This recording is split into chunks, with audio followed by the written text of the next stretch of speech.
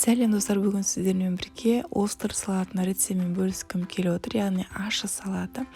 Біздің үйге келетін қонақтар біледі, бұл салатсыз біздің дастархан жайылмайды. Демек, бұл өте дәмді салат. Қыста жасап жесеңіздер де, жазда жасап жесеңіздер де тәбетті ашатын салаттардың бірі. Міндетті түрде видеоны соңына дейін көріңіздер. Керекті ингредиенттердің барлығын описанияға жазып кететін боламын. Бізге керекті заттар сұйық май, соя, ет, сиырдікі, жылқынікі, қойдікі болады, яғни қара кесек еттер болады, тауықтікі болмайды. Тұз, бұрыш, чеснок, менде қатырылған чеснок, сәбіз салаты, помидор, перецтің тәттісі, болгар перецін салсаңыздар да болады. Менде петрушка негізінде кинзамен жасалынады. Кинзамен өте дәмді болады. Біздікілер кинза жақсы көрмегендіктен мен петрушка салып жатырмын. Пияз и жартылай ащы бұрыш, яғни перец и қияр.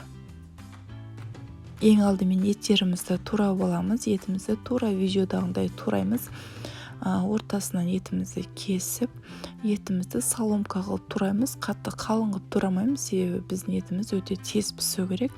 Егерде жұқалау қылып турасаңыздар, еттеріңіз тез пісетін болады. Міне қыздар, еттерімді турап алдым. Дәл осындай соломка қылып, қатты қалың емес, қатты жұқа емес, тура осындай видеодағындай турап алыңыздар.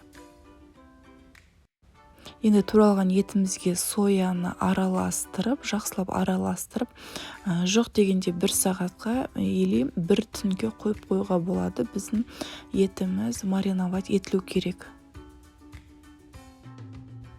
Енді пиязымызды тураймыз, пиязымызды ортасынан бөліп, тоже соломка қылып турап аламыз барлығын. Міне қыздар, пиязымыздың барлығын соломка қылып турап алдым.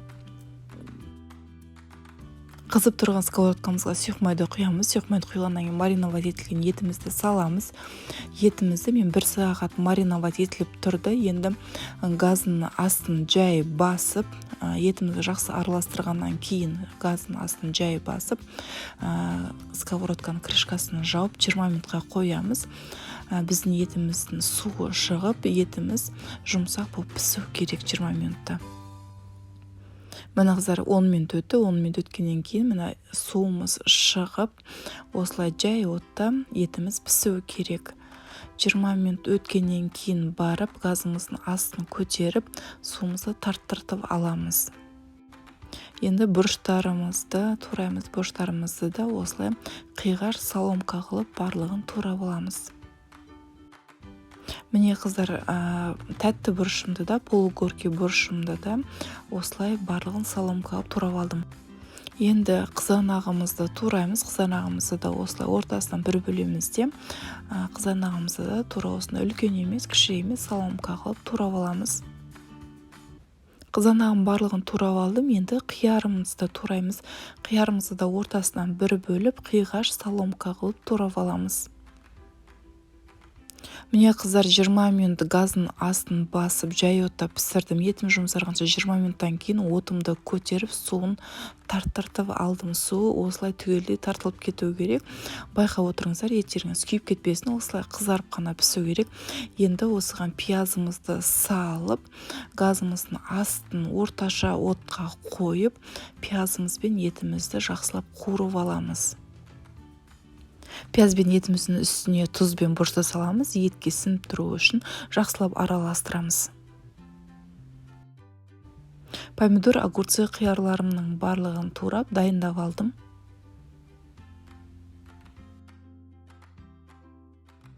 Ет мен пиязымды бір 10 минут қуырдым. Газын астын орташа отта қойып, қарап отырыңыздар, пиязыңыз бен еттеріңіз күйіп кетпесін. Осылай қызартып қуырып аламыз. Қызартып қуғаннан кейін туралған бұрыштарымызды, чесногымызды салып, отын астын көтеріңкілеп, бір 5 минут или 4 минут қуырып аламыз. Енді шұңғыл ыдысқа туралған помидорымызды, огурцымызды саламыз. Тек петрушканы ғана салмаймыз, себебі ыстық сұйық май құйғанда біздің петрушкамыз пісіп кетуі мүмкін. Сондықтан оны ең соңынан салатын боламыз. Помидор мен огурцымыздың үстіне сәбіз салатымызды салып, Енді осының үстіне біздің қуырылған заттарымызды салып жақсылап араластырамыз. Жақсылап араластырғаннан кейін барып петрушкамызды салып тағы да жақсылап араластырып аламыз. Міне қыздар, біздің салатымыз дайын. Егер сіздерге мен видеом ұнаса, маған тіркелмеген болсаңыздар, міндетті түрде тіркеліп кетіңіздер. Лайк басып отырыңыздар, комментарий жазып отырыңыздар. Менімен бірге болғандарыңыз үшін рахмет. Сіздермен бірге болған Алима Жарғынбекқызы.